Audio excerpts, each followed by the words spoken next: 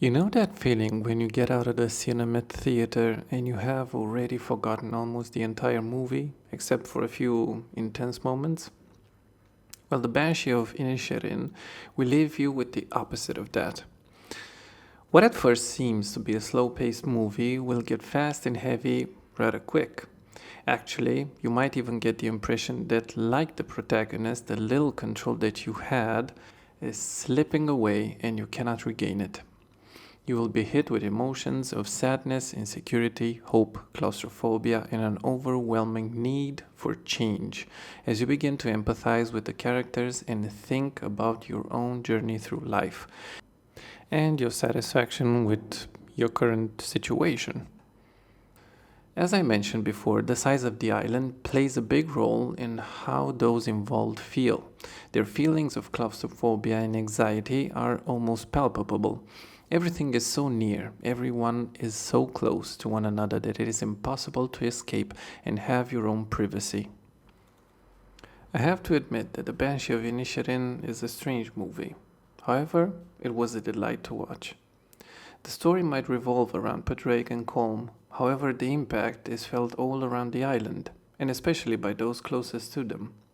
For instance, Dominic, even if his story is a tragic one, his gaze is turned towards more beautiful things such as love and friendship, and is disappointed on both accounts.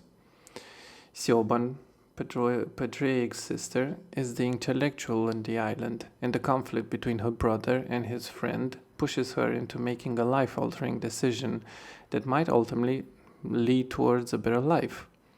The fact that the movie is set on a small island was a stroke of genius, in my opinion, as it symbolizes not only our own little bubbles that we create for ourselves, but also our limited state of mind. The Banshee of Inisherin is a sad story. However, to me, it has a beautiful message to deliver. It is possible to change and overcome our fears. It is possible to rebuild burned bridges and start anew. As I mentioned, Padraig's sister is the one who has the courage to choose a new life, because she cannot stand the stillness and isolation of her current one. She is not afraid of going into a land riddled with war and mystery, because she is more terrified of dying without living first. What the papers alert as war and disaster, she sees as an opportunity for adventure and freedom. I found it interesting that the war itself was not shown, but only heard through loud noises and newspaper stories. It seemed like the director used the war as an analogy for our fear of the unknown, which is often exaggerated or manipulated by others.